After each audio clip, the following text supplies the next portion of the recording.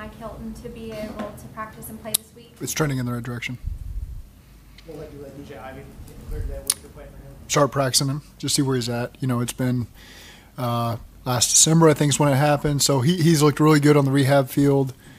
Obviously, he wasn't able to come up those first 4 weeks, and so it made sense now to get him up with the injury to Dax. And we'll just see where he's at. But everything's been really good in the rehab phase of things, so we'll just take a look at him.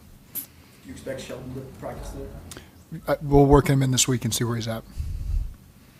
Is it realistic that DJ could potentially be active coming back? Really hard for me to say. There's always ways for him to begin to get up on special teams and feel more comfortable in phases, but until we get him out there in practice, I'm just trying to picture myself putting on the pads for the first time since December and getting out there is a challenge, but we'll see where he's at. Can you talk a little bit about the challenges that you guys face with Dexter Lawrence, and how is he different than some of the other really good premier defensive tackles you face? When you talk about premier defensive tackles, they affect you in every which way. The run game, the protections, their overall intelligence, like just how they're being blocked and how to attack the blocks. He is as disruptive as they come. He really set the tone on the second play of the season with a sack on Sam Darnold.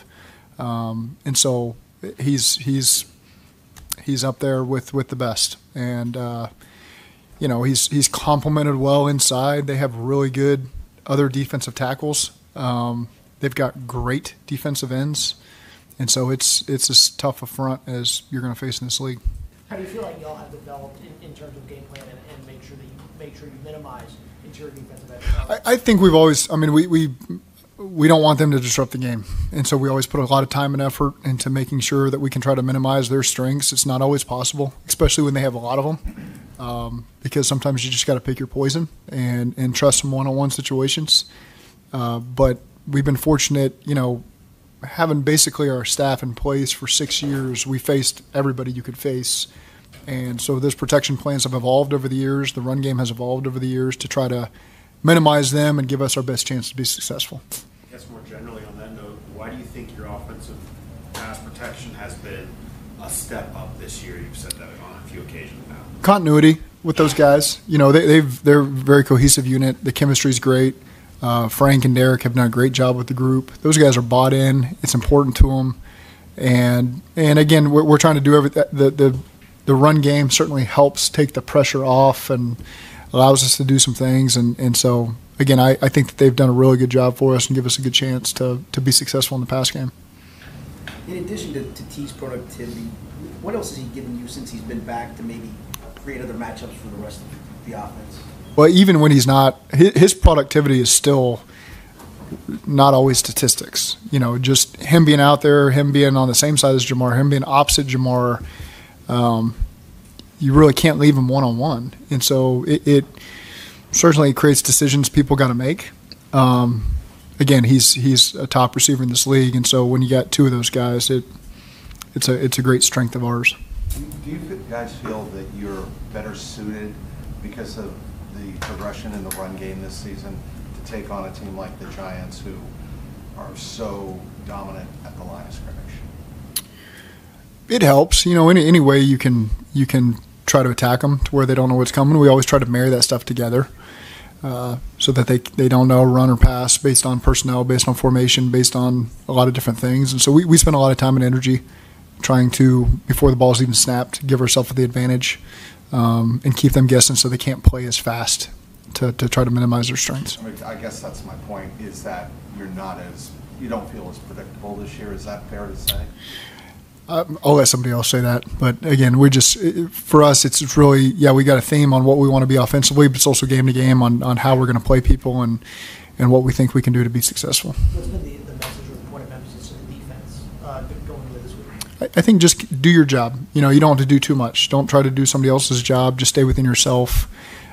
So again, I'm confident that we'll head in the right direction there. Has there been a specific message, maybe the defensive captains, that you want relayed to that whole group?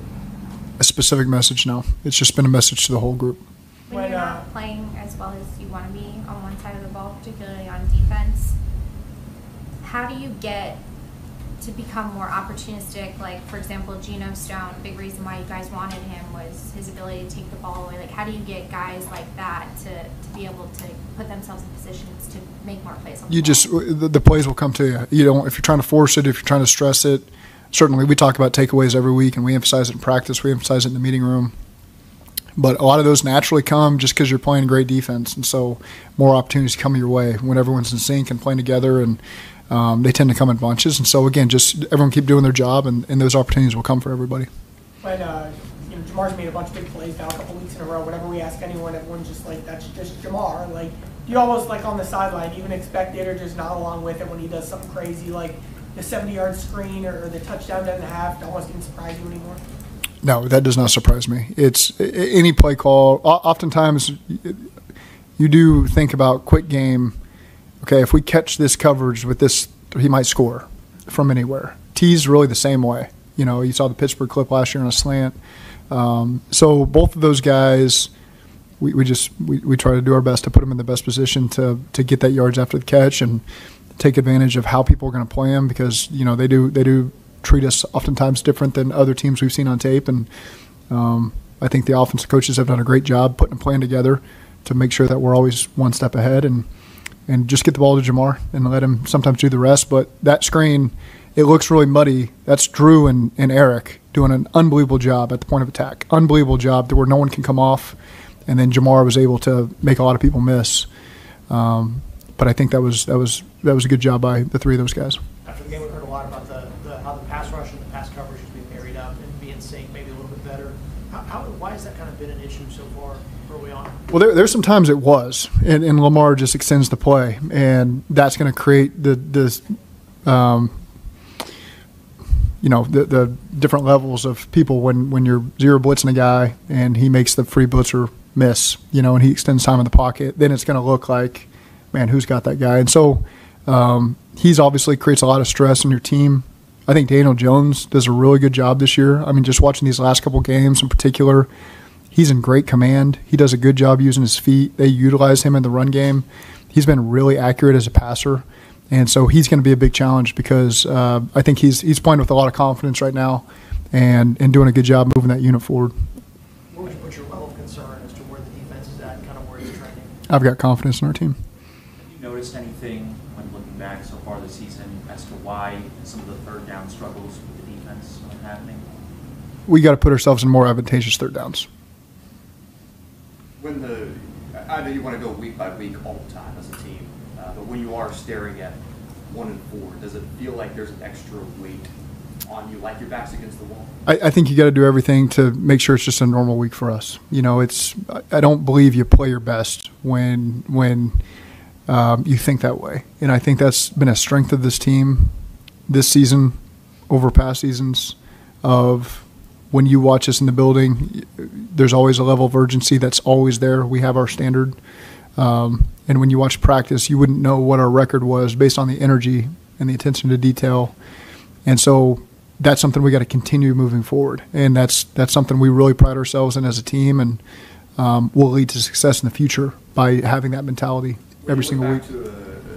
When you look back to a couple of years ago, when you ripped off 10 wins in a row, what was it about the team at that time that allowed you to do that? The same, because that was a year we were playing a lot of division leaders and great teams, and so you could never look beyond anybody because they would bite you. And I think that's where we just, one game at a time, let's find a way to beat this team, and that's no different this week with New York. It's just find a way to beat New York, and then we're on to the next one. And that'll solve a lot of our problems if we can just look at it that way.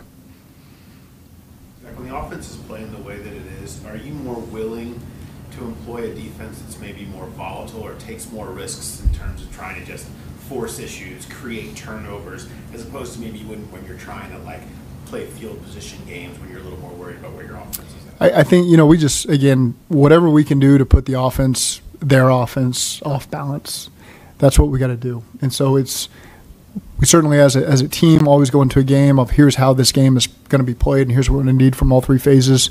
But at the same time, you want the defensive game plan to be, we dictate the tempo, we dictate the down and distance, and we've got the advantage. And so any plan, anything we can get the players to do to get us in that position is what we tend to do. What stands out about Malik Neighbors I think his play strength is really good, so he's got suddenness. You saw the double move against Dallas, I think it was. You see some of those catch and runs against Washington where he's got really good play strength to fight through contact. He's got really good play strength and quickness to make a guy miss after the catch and be able to get some really solid yak. They move him around. I mean, he's a guy clearly they're trying to get touches to, so they're doing all the things that you do to try to get touches to a guy. And for a rookie, he's done a great job taking all that in. So obviously they put a lot on his plate. He's able to handle it, it appears. And he's a real weapon for him. So I'm sure they got to feel good about that pick. And he's certainly been a big weapon for him. I know he didn't play last week, and we would expect him to play this week. And he'll be a real challenge for us. You guys are playing a lot of rookies. Is that something you think about, you're cognizant of, or you're at this point in, a couple months in, you just let them play? How much is that something that's on your mind? We only play guys that earn it. That's the truth. It's whoever's on a roster, whether you're a first-year guy or 10th-year guy. If we really feel like you've earned the opportunity, then we'll get you on the field. If you haven't earned the opportunity, then you're not going to be on the field. And so it's as simple as that. And then you earn our trust, obviously, with the more reps you get and the more you handle meetings and the more you handle all your preparation. Everybody can see it. It's very difficult to lie to people when they see you every single day. And so a lot of those guys have done an outstanding job earning the opportunity, earning our trust. And we know that there's going to be mistakes with all these guys. And sometimes you're just going to have to live through it. But we got a really good class that is all deserving of opportunity. And the guys that aren't are one snap away, really, from getting out there and getting a chance to make their impression, and those guys will be ready as well.